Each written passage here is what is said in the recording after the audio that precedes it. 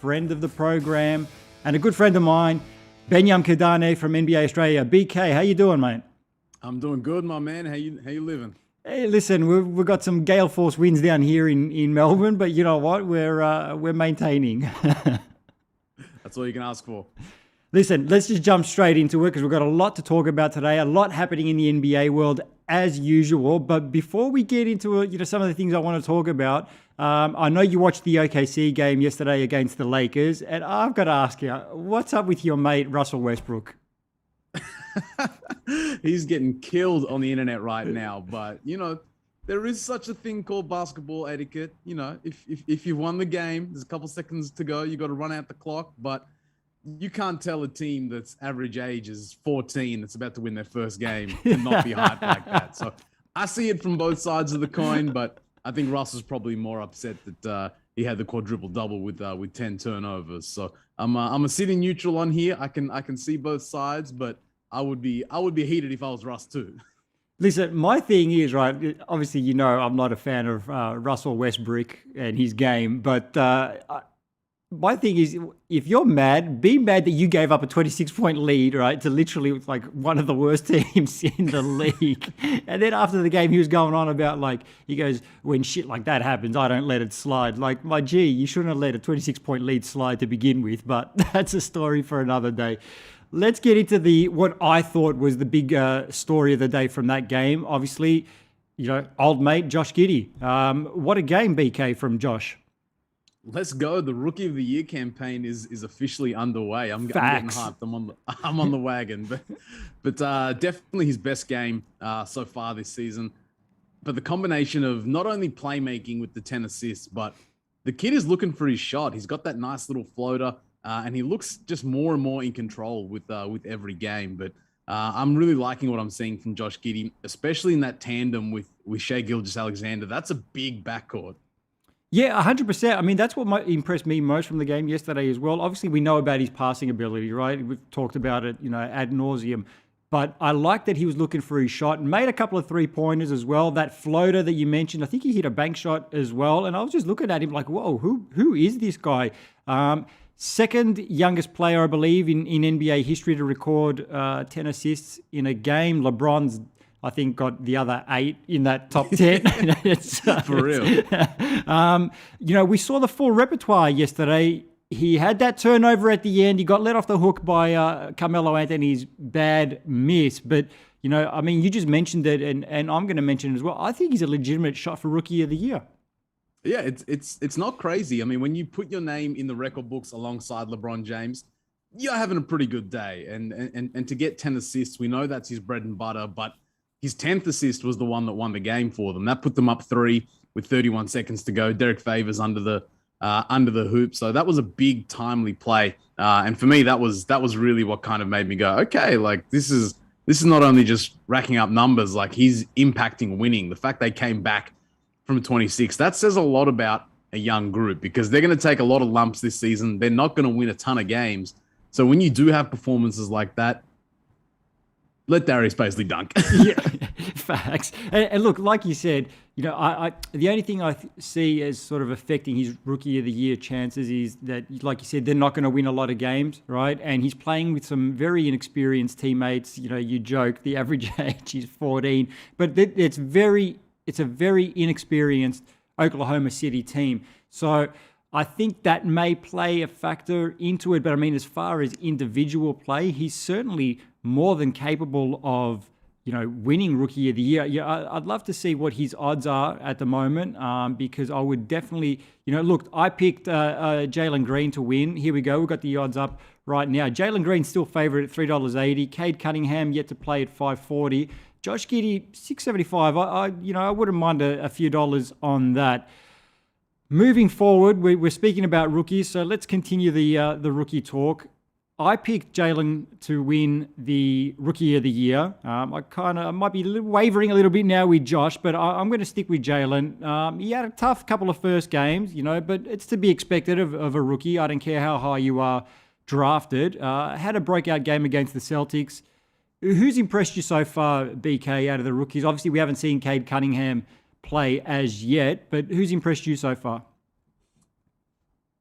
I mean, I picked Jalen Green to win as well, and that game he had against the Celtics kind of showed us the Jalen Green we expected. 30 points with 8 threes or something. I think we're going to see, which I think. Sorry to interrupt you. I think that's actually a Rockets record, right?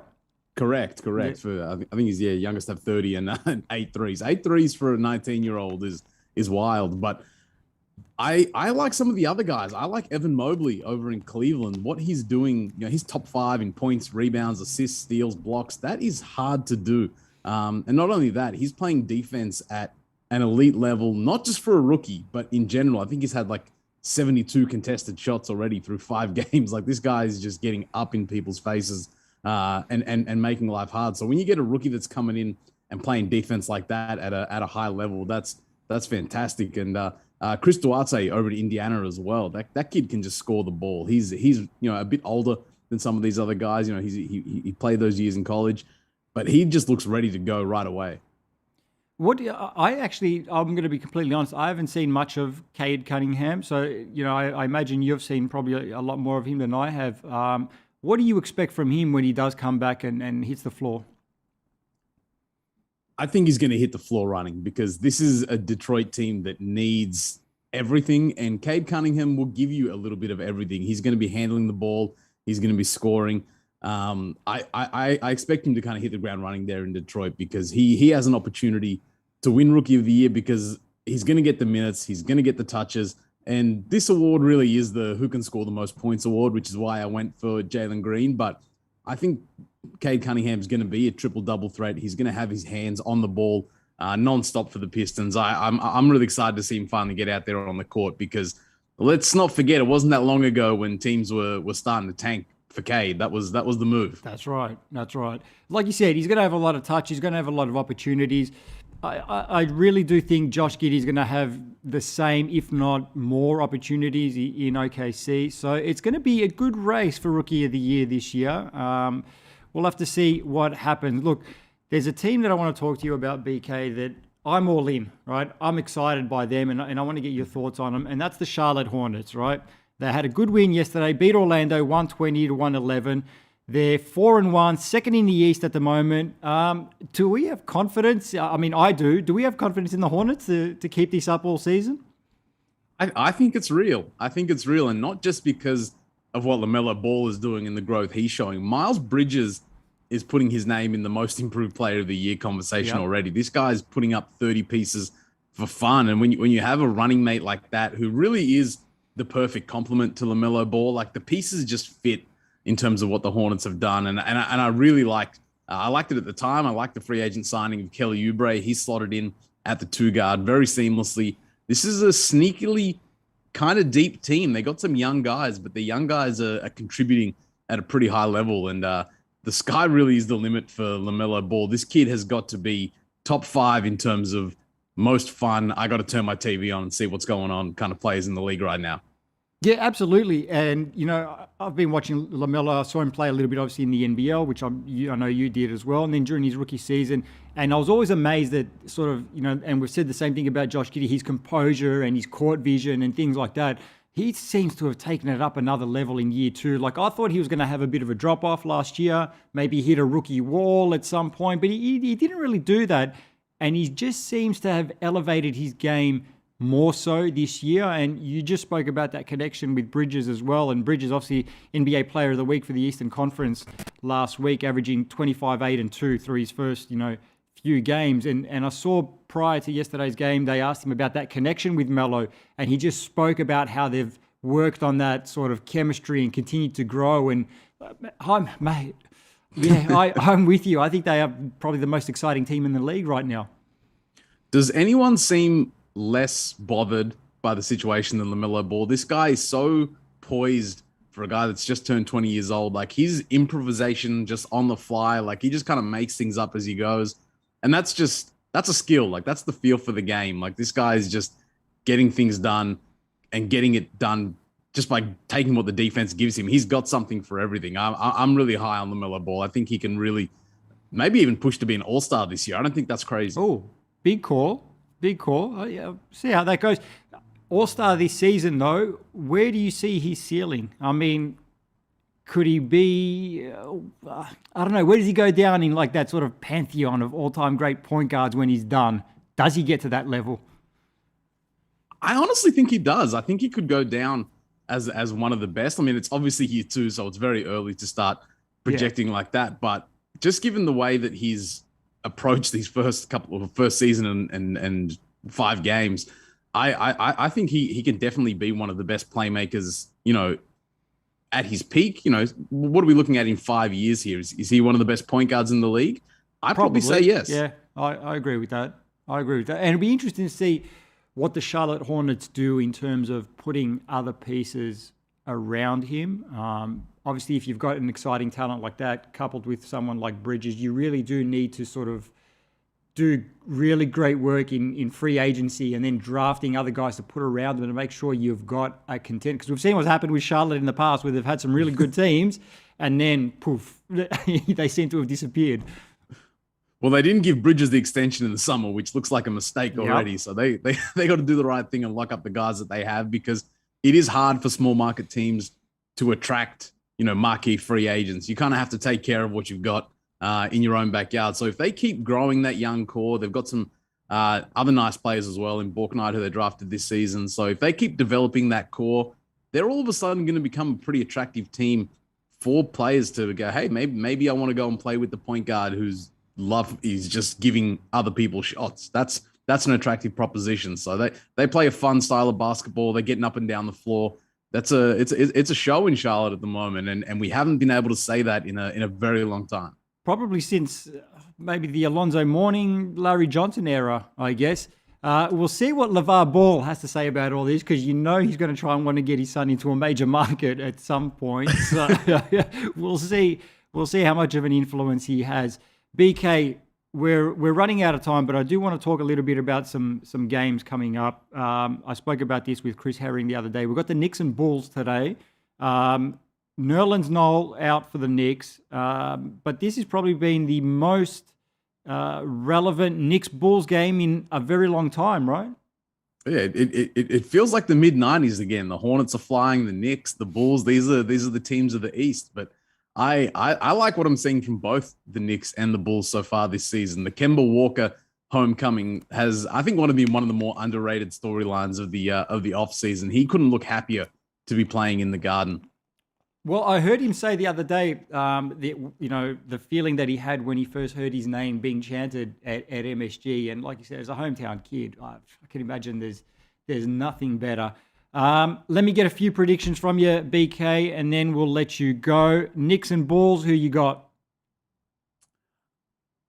Oh, that's a tough one. As much as I love the Knicks, I'm going to roll with the Bulls. I like what I've seen from them. They're undefeated through their first 4 games. This is a team that I think is going to really be a problem in the East. So let's go with the other ball brother, Lonzo and the Bulls. Yeah, I agree with you. I think if this game was being played at MSG, I probably would have gone Knicks, but because it's being played in Chicago, I'm going to go with Chicago as well. The Grizzlies at Warriors later on today.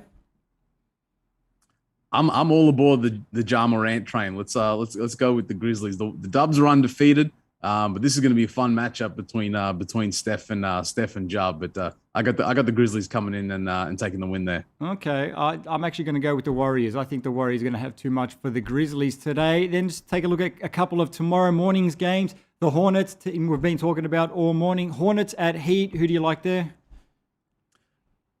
I'm going to go with the Miami Heat. They got a nice win over the Brooklyn Nets just yesterday. This is another team who I expect to be at the top of the East. They're playing defense like crazy, and that's going to be a fun matchup between great offense and great defense. But I think the experience of the Heat is going to be a bit too much. Yeah, I'm kind of torn on this one, just because I do like the way the Hornets have been playing so much. But you are right, the Heat are a really good defensive team. They've been playing defense like demons. You know what? I'm going to go with the Hornets though. I'm rolling with LaMelo and Bridges on that one there. And last game that we're going to take a quick look at, the Indiana Pacers at Brooklyn Nets. Who gets the win there? And does Patty keep shooting the lights out? Let's go. Speaking of awards, Sixth Man of the Year is Patty Mills. Yes, I think the Nets do get the win. Brogdon left the game against the Raptors with that hamstring injury. I think that's going to be tough if he's not there for the Pacers. And the Miami Heat, they want to bounce back. They got punched in the mouth a little bit by the Miami Heat yesterday. So I'll roll with the Nets. Yeah, I'm rolling with the Nets too in that one there. BK, thank you very much for joining us as usual. We'll see you again on Monday, and thank you very much. I'll catch you next time, man. Appreciate it. Cheers, buddy. And let's take a look at the odds for today's games. We've got the Chicago Bulls paying $1.96. The New York Knicks $1.88 favorites. The line is at 1 and the total is at 216 for today. You can watch that game on NBA League Pass. And on ESPN today, we've got the Golden State Warriors $1.41 favorites against the Memphis Grizzlies. The line is at 6 and the total is at 229. That's all we've got time for today, guys. Thank you very much for rocking with us. We're going to be here Mondays, Wednesdays, and Fridays live at 9 a.m. I've been your host, Nick Metallinos. This is the Last Shot NBA show brought to you by our good friends at topsport.com.au, and we'll see you next week.